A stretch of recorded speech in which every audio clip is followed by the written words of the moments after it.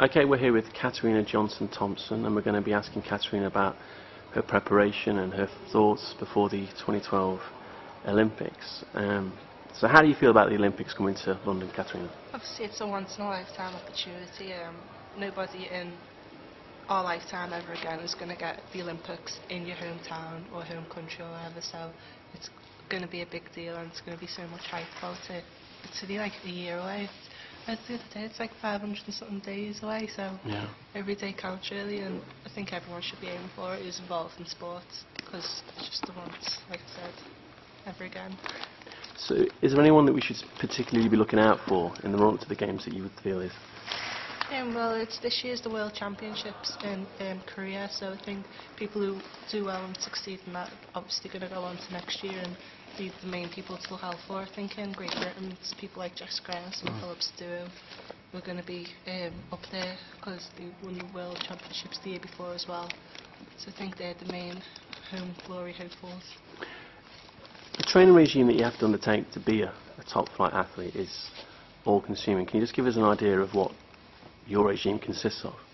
Doing 7 events, it's very hard. I have to get through all the aspects of all the technical work, all the conditioning, all the running, fitness as well. So I train 6 times a week for 5 days a week. I've got to go to the physio to get checked over as well, once every week. That's in Manchester, and a massage as well. But I train on Mondays, Tuesdays, Wednesdays off, Thursdays, Fridays, Saturdays and Sundays off. And they can be from 1 hour to 4 hours. You're a gold medal winner in the World Youth Championships. If you just give us an idea of the pressure that you felt before the final there, how was that? To be honest, that was in 2009. That was like completely new to me. Like I didn't have a clue what to expect. I just went with the Great Britain team. It wasn't the first time I competed for Great Britain, but it was the first time I competed on a world stage. Like before that, I competed with just France and Spain and Germany sometimes. But this was like Jamaica, Bahamas, which is where my dad's is from.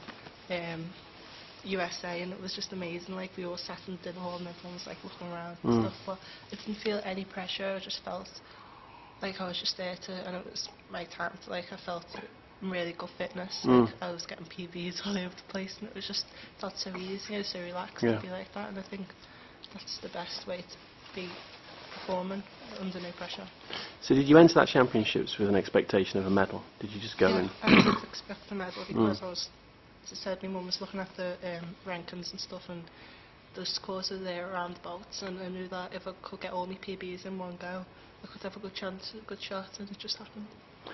You mentioned Jessica Ennis before. Jessica Ennis is involved with Barrie Wells, who's part of your sponsors. Has that involvement helped you at all? Yeah, definitely. It's from gym membership to learning how to drive, to getting a car, to being there for me emotionally and stuff like that. Like he's there and he's always supporting me. It's like a personal kind of like when we first met him, I was getting the bus into training and it took me like 40 minutes to get there. I had all these spikes and it was just a nightmare really, and then straight away he said, right, scrap all that, he said you get a taxi. But then after that, when I turned 17, because I met him when I was 16 before the World Youth, it was I learnt how to drive with his help, and he said don't worry, I don't have to go straight away, and then but I tried best anyway. I passed first. And you passed? Yeah, and I've got a car now and I can drive up to the physios and do everything so much easier, and it's a big lift off my shoulders, so much like it's less pressure now to be rushing everywhere, and I can train properly. And finally, people talk about the legacy that China left.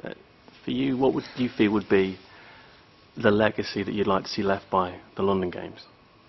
I've not really thought about the legacy. Hopefully the stadium will stay the same. That's what I'm hoping for. How do you feel about then turning it into a football ground? Honestly, I want it to stay as an athletic track, because well, there's loads of football grounds in the UK. Like, it's not fair that we built that stadium for athletics, so therefore it should stay for athletics and football and multi-sport, like the Olympics is a multi-sport thing instead of just one big football stadium.